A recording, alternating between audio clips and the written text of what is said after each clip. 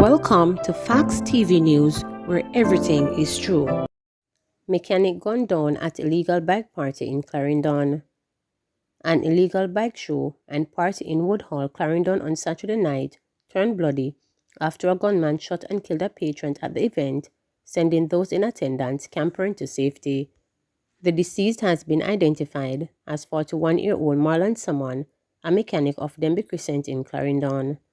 According to police reports, someone was on a section of the roadway at the event about 8:15 p.m. when he was pounced on by an armed man who opened gunfire, hitting him. In a video of the incident, which has since gone viral on social media, persons can be seen watching a motorcyclist performing a stunt at the event.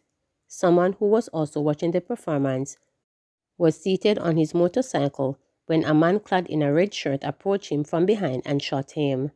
The gunman then ran off as other persons and motorcyclists fled the scene. The police said someone was taken to hospital where he was pronounced dead. Investigations are ongoing into the latest killing to rock the Central Parish.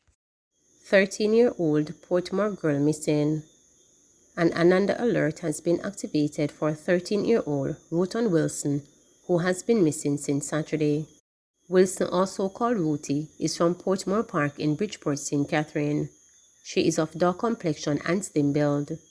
The Bridgeport police say Rutan was last seen at home about 8 a.m. She was wearing a black and white blouse, black skirt, and a pair of slippers. Anyone knowing the whereabouts of Rutan is asked to contact the Bridgeport police at 876-988-2697, Police 119 emergency number, or the nearest police station. Electricity issues trigger water supply problems in Clarendon. The National Water Commission (NWC) customers served by its Woodside facility in Clarendon are now experiencing water problems because of a problem with the power supply. Affected communities are Woodside, Pleasant Valley, Racetrack, Rose Hall, Pennant Wood, Jacob's Hut, Lower Denby, Fogar Road, Midland Glaze, and Glenmore Housing Scheme. The NWC says normal operations will resume as soon as power supply issue is corrected. St. Thomas records 14th road fatality. St. Thomas yesterday recorded its 13th road fatality for 2021 when a motorist was thrown from his vehicle as it crashed while he was overtaking another. 46-year-old Noel Fowkes of the parish was pronounced dead at hospital.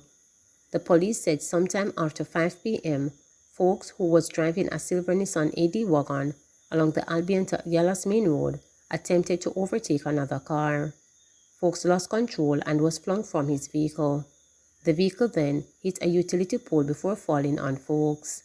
Passersby lifted the vehicle and rushed him to hospital where he was pronounced dead. In the past week, there has been 2 crashes, 1 fatal in the vicinity. 2 other victims were hospitalized. Deadly danger for farmers. After losing an estimated $6 billion in producing animals to thieves annually, with little or no redress, and having seen at least 12 of their colleagues murdered this year alone, many of the island's farmers are now awaiting the maturity of their current crops to end their love affair with what has become a nightmare. The farmers are frustrated that the police have not been able to do more to help them protect their lives and livelihoods, noting that although sometimes the crooks are caught, the majority still escape the long arm of the law. The problem has also moved beyond simple larceny, as the police acknowledge, moving into the realm of organized crime with an illicit meat for guns trade between the thugs in Jamaica and their criminal counterparts in Haiti. Jamaica Agricultural Society JAS President Lenward Fulton noted that after the quick intervention of the police led to the recovery of some goods stolen from a St. Catherine farmer recently, gunfire after the return of the animals left many farmers traumatized. And even before last week's murder of 2 goat farmers in Westmoreland, many had decided to throw in the towels before their crops have matured, with others are parting with their livestock in a hurry. Several of those who remain in the sector have decided to be sleeping on their bellies at their farms with community support, ready to fend their livelihood with their machetes and firearms should the robbers strike.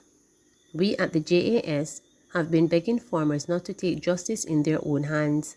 They have been telling us all the time that they were going to chop up and mutilate anyone who they caught stealing their crops or animals, Fulton noted. The frustration comes because reporting predator larceny to the police and getting them to take action is a low-hanging fruit.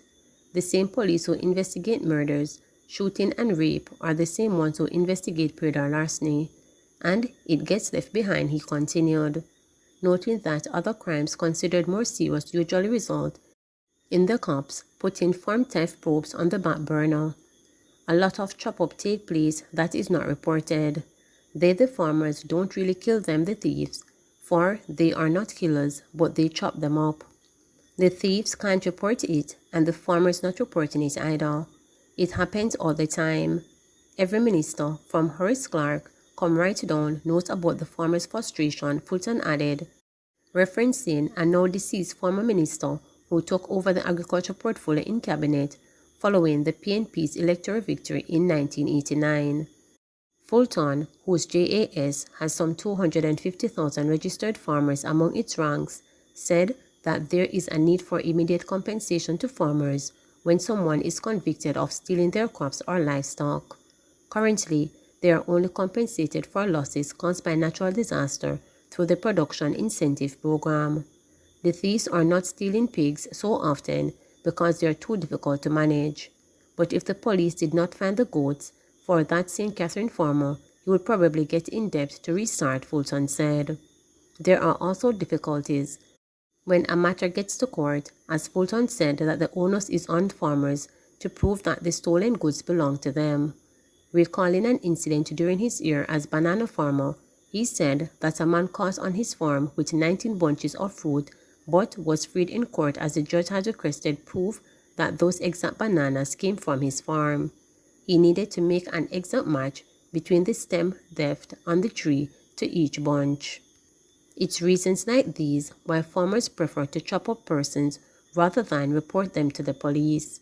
A lot of thieves steal people, animals, and get away because they are charged under the Predator Larceny Act, he said, lamenting that for the last 15 years, there have been calls for amendments to the Agricultural Produce Act.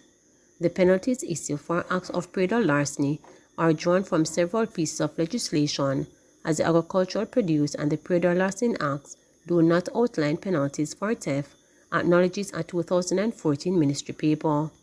Resident magistrates are forced to put on legislation such as Larceny Act, Unlawful Possession of Property Act, and several others to apply punitive measures to perpetrators. There is need to bolster the legislative framework in an effort to provide greater penalties as a strong deterrent to these practices by making it a felony under the law. There is also the need to redefine predator larceny to include livestock, fisheries, lumber, and other classes of agricultural produce.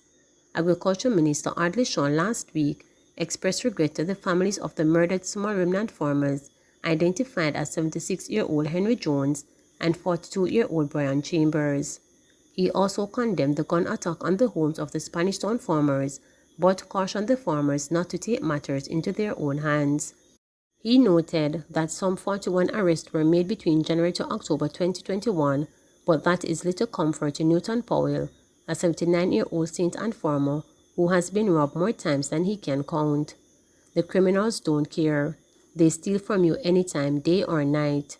And many times, the people stealing from you are people who work for you and set up their friends to steal your crops. Sometimes they do things to get themselves fired just before your crops mature, and then they line up their friends and make off with your crops, the elderly man said. His son, who currently lives overseas, had plans to take over the farm on his return to the island. After all that is going on now, I don't want him to become involved. It is not safe for me, it is not safe for him, all because we have a set of people who do not want to work but only want to steal, Powell noted. Superintendent Oral Pasco, who heads the Predator Larceny Prevention Unit, a collaboration between the Ministries of Agriculture and Fisheries and National Security, said that approximately 1,000 cases are currently before the courts, adding that there is a 50% conviction rate. On the job since November, he wants farmers to become more involved. I have been pushing for farmers to become organized through a Farmers' Watch. It's similar to how the Neighborhood Watch Group functions, but on WhatsApp. This is to ensure that more eyes watching each other's backs and farms, and which has the capability of mobilizing individuals quickly, he said. Predator larceny units are operational in 8 police divisions across 8 parishes. Some units have designated vehicles, while others depend on the general fleet. People don't understand the economic value of farming to families. When you rob somebody, you are depriving a child of having his exam fees being paid. It is really hard, for when you have a plate of goat meat to eat, you should really ask if this is someone's stolen goat, he stated. He will be going on to parish tours in early 2022 to put structures on farmers' community groups, he said, adding that farmers deemed fit and proper and want to apply for firearms should be supported. Opposition spokesperson on agriculture, Mr. Cousins, also called for farmers to be allowed to bear legal arms. It is clear that the state is not equipped to deal with this issue alone, so the only option to save the sector and provide hope for the farmers is to ensure that those who are fit and proper persons who have been screened and declared fit to bear arms should be encouraged to apply for firearms, and their applications should be fast-tracked at the Firearm Licensing Authority, he noted. He also believes exemption and waivers should also be provided for farmers purchasing equipment intended to be used to beef up security on their farms. In the long term, he said, the government should increase its investment in the predator larceny unit by providing more vehicles to patrol remote areas and strengthen border security to cripple the meat for guns trade. Former Agriculture Minister Floyd Green outlined some of the actions taken and planned during his one-year stint, which ended in September.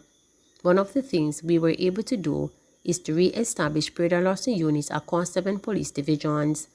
They were the divisions most affected, so we sought to strengthen the capacity of those units.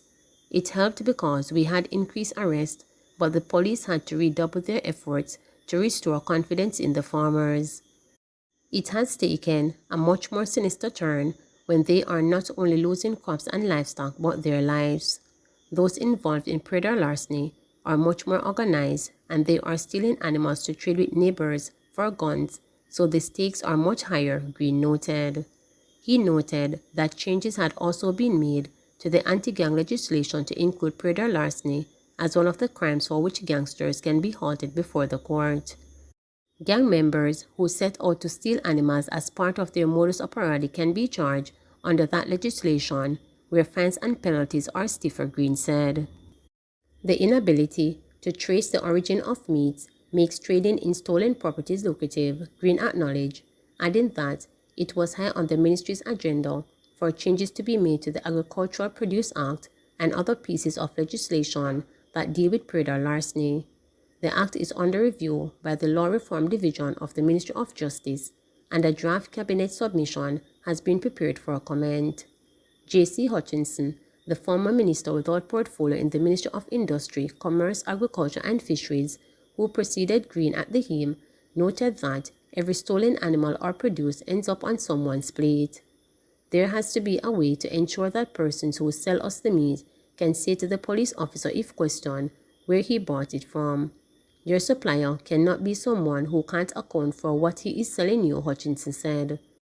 Among the recommendations for amendments to the Act was the immediate restitution to the farmers, in addition to the court fines as high as $3 million or imprisonment, noting that a number of farmers, especially those in remote areas, have expressed fears to continue in the sector.